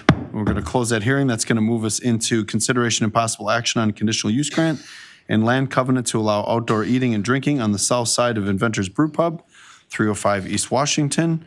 The issue is, should the council grant the conditional use grant, and the staff recommends the above, the approval of the subject conditional use grant and associated land covenant with the conditions as detailed in the attached conditional use grant. Mr. Harris. Thank you, Mr. Mayor. And so just real quick, outdoor eating and drinking, they are designated conditional uses in the downtown zoning district. As such, every time there is an outdoor patio seating and drinking, they go through this process of the Plan Commission and the conditional use grant at the Common Council. And so just going up to the slides, this is the general location of the seating area. It is essentially lined up with the ADA ramp. And we covered this we touched on this at Plan Commission. So the table chair styles is what's being proposed going against the back of the building. So you essentially have a 4-foot width for both the seating and chairs, and then the space between the designated roped off area for the eating and drinking. And so we kind of see the seating zone kind of in that larger slide onto the right side. Getting a little more detailed, it's about there's about with the 4 feet of the seating, and then an extra 2 feet with the maneuverable space between the seating and the rope and stanchion. There's still about almost 10 feet of clear walkway space. And then I looked at similar harbor walk spaces between outdoor dining or just outdoor activity. And here we see at the Dockside Deli patio, we have a 9-foot walkway space. We have 9.5 feet over at the Harborview Hotel, their Harbor Walk patio area, and then also at the just over on the west side of the West Slip, about similar width of about 9 feet of that Harbor Walk space. Real quick, we had notices go out. I have received 2 comments, one of them being Kathy, and I relayed your questions and comments over to Adam as well. And I know he is here to field any questions and answer any questions that you all may have. And then real quick, I'll just go through the conditions. And as I think I noted these are probably the similar conditions that Fork and Tap had in their conditional use grant. So, the days and hours of operation are their business hours, Monday through Sunday from 11 to 10 p.m. Outdoor eating and drinking locations shall be in accordance with the approved site plan. Subject to the terms of the alcohol beverage license issued for this premises. The duration of the conditional use grant, we will review this after 12 months should it be approved, and then after that, an indefinite time period. And then signage shall be posted somewhere on the premises, notifying patrons that alcohol beverages shall not be carried, possessed, or consumed off the alcohol beverage license premises. And refuse containers shall be provided by the owners and tenants to reduce litter and to discourage patrons from carrying food and beverages off the premises. And as noted, we do have the applicant here for any questions or answers to questions that have been posed here already tonight. Council, any questions? Mr. Sigwart? Adam, if you want to go up there, you can. I'm sorry. Hi, Adam. I should say Mountain Man. Question I have is to Bob primarily.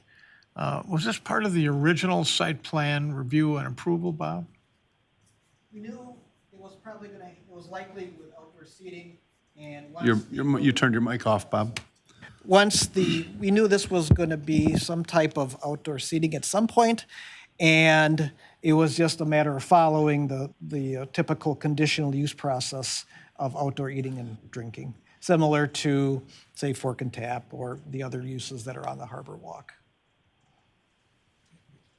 Give me an example at Fork and Tap. Not their patio, right? It is anything outdoor eating and drinking. So be it a patio or on the walk or on Franklin Street. But that's on their property. Mm-hmm. This is on public property. Again, yeah, and so. Right? Yes. We have other, oh, go ahead. My only question is, if we anticipated that it was going to happen, on the site plan when it was initially approved, did we expect that it would protrude into this walkway as far as it does? Or the building's right on the, I'm guessing it's on the property line, right? Yeah, it's a 0-foot property line as we see for all of B4. So I can answer the question, having been on planning commission, maybe Mr. Newmeyer as well, but these discussions were had early on. The widths of the sidewalk were asked about for how much concrete they were gonna pour, what the city right-of-way was. And, I mean, we had anticipated this conditional use grant coming once the building was up and operational. Because it was within, and at that time, Mr. Harris had presented us with like Pasta Shop, Twisted Willow, Beanies, and how there, there's less than 6 feet of right-of-way in those public spaces, so. Adam, did you want to address quickly any of the concerns that were brought up to be able to answer those publicly? Yeah, so we have a concrete inside of our restaurant, and we use glassware on the inside. And occasionally a glass does get dropped and it breaks, but we clean it up immediately because we're concerned about the safety of our staff and our customers.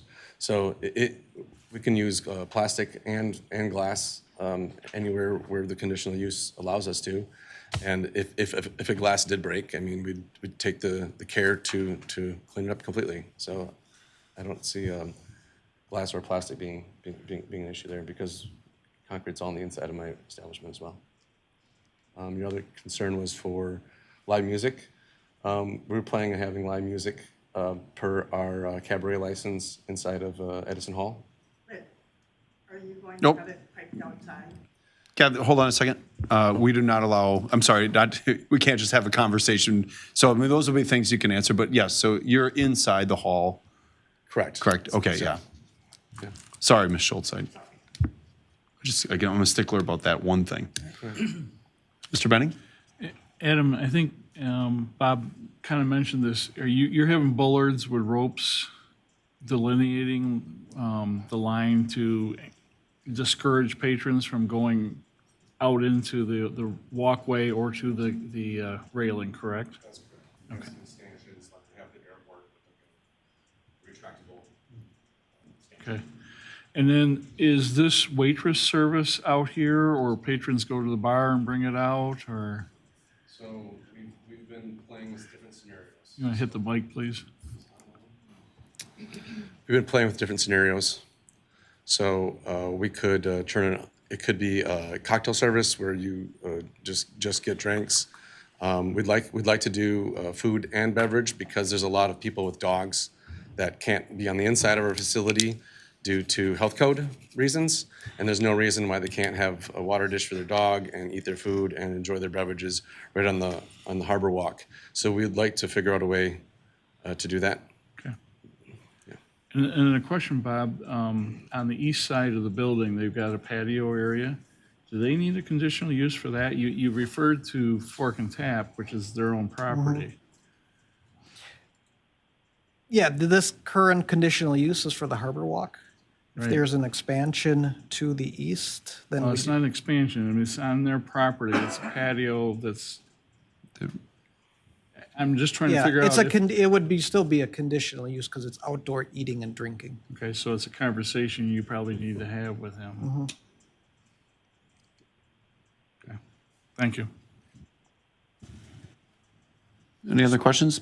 Alderman Tierney? Just to help Ms. Schultz out, are you going to have speakers on the outside? Yes, we're planning on having our touch tune speakers for ambiance. But on the patio. when you have a live performance going on inside, that'll be piped out? No. No. Okay. Thank you. And someone, whether it's staff service or not, someone will be in charge of like keeping an eye out there in case there is any breakage or. That's correct. Or somebody strolling over to the wall with a couple of drinks or something. Yes. Okay. Thank you. Any other questions? Is there anyone willing to make a motion to approve? So moved. Is a motion, is there a second? Second. Seconded by Alderman Gasper. Yeah, Mr. Sigwart. Are there any standards here Or can you just put up card table chairs and a piece of rope? I mean, my question is, it's really out in front of everybody that walks the Harbor Walk. And I wouldn't like to see it be unsightly, if that's a term. John, I think you'd be very proud of the benches that we've built.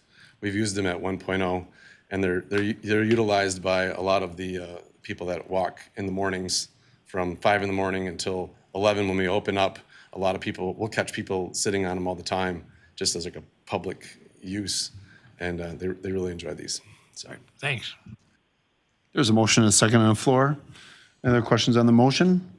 All right, seeing none, all in favor signify by saying aye. Aye. Opposed? All right, thank you, Adam. Okay, that leads us to our second to last agenda item. Mr. Harris, a presentation and discussion on the City of Port Washington Downtown Lakefront Plan biannual update, and I'm going to give you 10 minutes. Good, I was going to ask. And if you get done earlier, that'd be great, because we learned tonight with an owner's rep, we can go, we don't have to spend the contingency, so. Very good. You have no contingency. So this is. Thanks, Bob. Will be our continuing discussion on progress on the Port Washington Downtown and Lakefront Plan.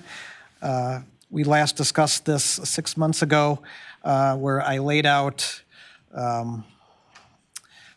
some projects that were probably, I think, doable, and were a lot of them were within the realm of what the city can do, because we were discussing about improvements to right-of-ways in downtown, and also a lot of them that were kind of tied to what's kind of wrapped into our zoning code rewrite project. So this is in your packet. It's the same projects and recommendations from the town that from the plan that I introduced back in November. So I had kind of the goal for this update, and then where we actually are with these identified projects. I'm going to go through them real quick. So, the new downtown, there are kind of three categories. One's kind of planning, more administrative or policy changes. The second category is more circulation, parking, and right-of-way. So, i.e., those are kind of the public works projects, where it's street improvements, right-of-way improvements, and whatnot. And then lastly, these are kind of the ones that we had conceptual ideas and recommendations for possible development sites. And again, a lot of these, particularly these development sites, are contingent upon, the property owner redeveloping the site. But the bulk of these that I'm showcasing here for the update are things that kind of can fall within the city realm. So real quick, the downtown, we have some design guidelines for downtown, and I think we can qualify that as underway, given the zoning code rewrite that is underway that will probably encompass that. And then just moving on to some of the more specific projects in circulation and parking and right-of-way. There was the interstate parking decision, where would we have an actively managed parking program for downtown? As of now, we've decided not to proceed. I think we're going to take a wait-and-see approach to this summer, and in the meantime, perhaps add some extra signage and try to encourage more parking west of Franklin and certainly west of Wisconsin. And so we have the decision was not to proceed. Moving along, restripe the county block of Main Street, and we just saw that via ordinance 2024-5, we are underway on that project. There was the idea of taking Main Street and making that into a kind of a curbless multi-use street for the various festivals and just good part of urban design. That is on hold. Some of this is tied to kind of redevelopment issues for buildings on that site, notably in this case in the Willie's Lane project, and so that's kind of a TBD or on hold. Moving along, we do have a bike and ped plan that we've selected consultant. We're just waiting for a contract to be finalized. And then once we do, we would be obviously sending them the downtown plan recommendations as just part of the initial information sharing that's standard in a lot of these planning endeavors.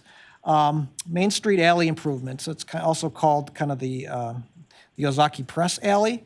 This has been looking at as far as improving that alley, but as an added feature as bearing the utilities and kind of taking some of those pedestrianized alley that we saw off of Franklin and extending that to this alley. Again, this is TBD. Again, we're looking at possible redevelopment of some of these Main Street buildings. So again, we're not moving forward completely.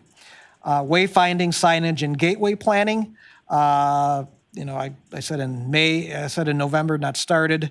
We are initially taking a look at putting funds in the capital budget. This is initial, and we'll see how that shakes out going through the budget process. And that was one of the reasons that I have this biannual update in May, because it's right before the start of the budget season. Alley activation and corridor planning. We've kind of had that with the zoning code rewrite, and this is kind of, we would probably try to address some of that with those types of downtown B4 into design features in the zoning code. Grand Avenue recommendations for design and budget. The design and budget estimate would be underway. That was my goal. And I think we're moving on that. A detailed survey of Grand Avenue has been completed. And then we're having some initial numbers possibly be put into the capital budget. Also looking at temporary Franklin Street curb extensions. That may be under consideration by the Traffic and Safety Committee shortly. So that's technically underway, possibly. And then then part of that is identify locations for pedestrian beacon signage. I think that may be more part of the bike and pedestrian plan, and so that is kind of TBD.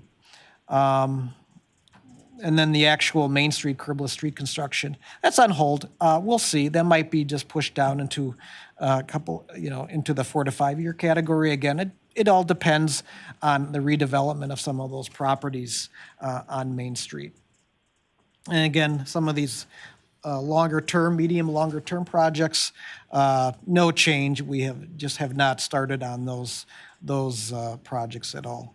And then lastly, there is the development sites. I think there are 7 development sites in the downtown plan.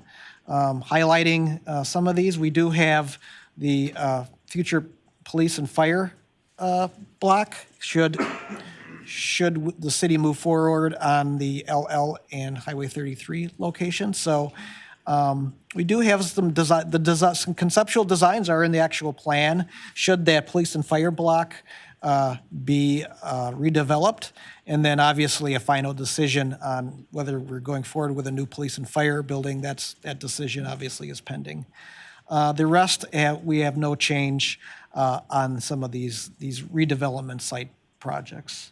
And that's really kind of the update that I have. Any questions for Mr. Harris? Mr. Benning? Yeah, Bob, I guess one of the things I've heard a lot of times through this process was the wayfinding around here is not good. Where there is signs are too small. Yeah. Do we have a plan that we can then budget for? We were actually discussing this earlier today. Because, I mean, we need to escalate this one up. I mean, we need to start somewhere and put a few signs up and get it going. I know Alderman Gaskaver's been working on potentially some signs for boaters and those with trailers to direct them to some of the parking. We need to put some priority and escalate this up. There's suggested locations in the downtown plan, but that's just a start. And we actually had this conversation at our initial capital budget meeting today. Yeah, and the same thing was saying, well, we need to figure out where they are. Right. And then where they're going. I guess we need a plan to know how many signs of what size. So we can get to the capital budget. So I guess I'd ask that we escalate and put priority on getting that done. You know, I don't know if traffic safety can help or the street department can help, but let's just get that one rolling so that we've got a good solid number to get this going, Very good. so. Any other questions? Yeah, I would echo Alderman Benning's. I think wayfinding is the easiest thing to turn on quickly. Some of the other bigger things that would cost a lot more money than just some easy wayfinding signs. But yes, if we include it in the capital budget for next year, Bob, that would be great. So as we move forward here, then are we coming back? Will you be coming back with another update in November after having a full summer season here and with everything changed? Yeah, these are twice a year updates. So we have right at start of budget season and then the end of the year, what have we done? Okay. So this summer would certainly inform what you come back with in November. Thank you. I would also just suggest off of the wayfinding piece, and I don't want to digress, but I think that could be an isolated agenda item when requests through bid, and then Main Street, and then also working with tourism on some of those pieces for alternative revenue sources. We have money going in and coming out with tourism, et cetera, and we can make those requests to those organizations as well, because that really benefits, all boats rise with that tide. So thank you, Mr. Harris. Okay, that brings us to our last agenda item under new business, Resolution 2024-5, approving the City of Port Washington's adjusted urban area boundary. The resolution is recommended by staff for supporting the new Grafton, Cedarburg, Port Washington urban area boundary, and the recommended motion is to approve this. The only issue I have with it, Rob, is I think the cities are in the wrong order, and it should always be Port Washington and then those other places. Okay, all right. Won't spend too much time on this unless you'd like me to spend more. This is, as is written in the memo, this is something that the DOT does every year. They adjust their urban area boundaries. They're doing something a little different this time around, and they're breaking off the Port Washington, Cedarburg, Grafton area from the Milwaukee urbanized area. And essentially, this is the means by which they will award transportation funds to communities for urban arterials and collector streets. And we feel that that this will be advantageous to the city because you know, we're no longer lumped in with the city of Milwaukee, and so we're hoping that more dollars come up into Ozaukee County. This is a resolution we're essentially required to approve, or at least, I didn't ask what happens if we don't approve the resolution, but my guess is that would be reflected in the amount of grants that we get in the future. So I would certainly recommend that we approve this resolution. Mr. Gasper, I didn't even have to look. I knew that you were. I just have one question. Say there was a hypothetical development that would extend 1 to 2 miles outside this boundary. Does this prevent us from getting grant funding at all for that area? I don't know. I did not ask. But I would imagine that amendments are possible depending upon other circumstances. Okay, thanks. Other questions or concerns? Mr. Sigwart? Yeah, was Saukville intentionally taken out of the title even though it's included? I mean, I just find it sort of interesting, Grafton, Port Washington, Cedarburg, but Saukville's in there. Feels like a softball. Yeah, hold on a second.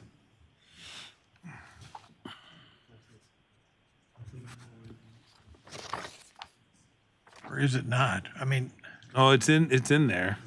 Yeah. it's included, but it's not titled that. I'm just curious if it was no room to put the title. I don't know why I didn't catch that, but Not really that important, but it is to Saukville, maybe. And Saukville appreciates your advocacy for them here tonight. thank you for shining a light on that, John. Right. Every part of me is holding back Saukville things. So thank you, Saukville and John Sigwart. Other questions? Otherwise, I'd be looking for a motion to approve so that I can sign that resolution. So move to approve resolution 2024-5. Moved and seconded. Any questions or concerns on the motion? Seeing none, all in favor signify by saying aye. Opposed? All right, that moves us into any final public comments or appearances for tonight. Okay, I'm not going to ask 3 times. Here we go.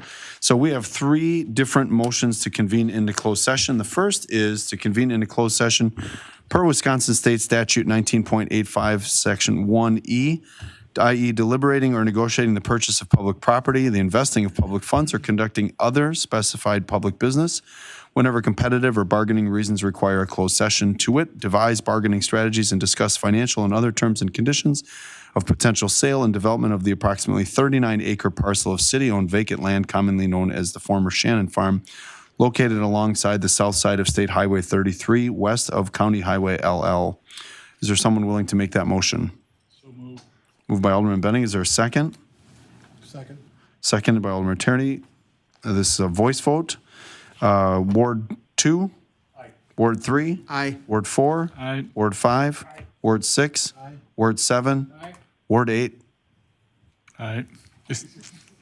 If you go with district, you're Just to give covered. those 3 people in Ward 8 some credit, right? If you go with district, you're All covered. right, we will move into closed session for that item. The second motion is to go convene into closed sessions per Wisconsin State Statute 19.851E, i.e. deliberating or negotiating the purchase of public property, the investing of public funds, or conducting other specified public business whenever competitive or bargaining reasons require a closed session, to wit, devise bargaining strategies and discuss financial and other terms and conditions of a potential purchase of a 4.27 acre parcel of land located at 1777 West Grand Avenue, Port Washington. Is there someone willing to make that motion? So move. Moved by Alderman Benning. Is there a second? Second it. Seconded by Alderman Sigwart. Any questions or concerns on the motion? Seeing none. Ward 2. Aye. Ward 3. Aye. Ward 4. Aye. Ward 5. Aye. Ward 6. Aye. Ward 7. That takes us to the third motion to convene in a closed session pursuant to Wisconsin State Statute 19.851G to confer with legal counsel who is rendering oral or written advice concerning strategy to be adopted by the body with respect to litigation in which it is or is likely to become involved. Is there someone willing to make that motion? So move. Moved by Alderman Benning. Is there a second? Second. Seconded by Alderman Pleitner. Ward 2?